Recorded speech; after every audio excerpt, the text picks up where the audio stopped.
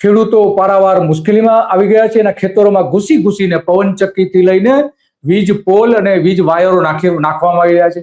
આવું જ મહુવામાં થયું છે ને ત્યાં ઘણા બધા ખેડૂતો વિરોધ પણ કરી રહ્યા છે. ખાસ કરીને ત્યાં જે મહુવા અને ભાવનગરના જે કેટલાક પર્વતીય વિસ્તારો એટલે કે ડુંગરાળ જે વિસ્તારો છે ત્યાં પવનની ગતિ 20 કિલોમીટરની મળે છે અને એટલા માટે સૌથી વધારે પવનચક્કીઓ ત્યાં નાખવામાં આવી રહી છે. પહેલા નંબર ઉપર કચ્છમાં નાખવામાં આવી છે, બીજા નંબર ઉપર જામનગરમાં પવનચક્કીઓ આવી રહી છે, ત્રીજા નંબર ઉપર દ્વારકા છે અને ચોથા પાંચમા નંબર ઉપર ભાવનગર છે કે જ્યાં આ પ્રકારની પવનચક્કીઓ નાખવામાં આવી રહી છે.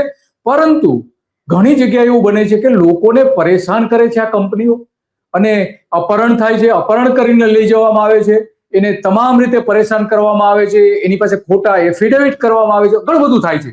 તો આવો જ એક કિસ્સો છે. આપણે આપણે બધી વાત કરશે. અચ્છા, આપનું નામ, આપનું ગામ અને તાલુકો જણાવશો?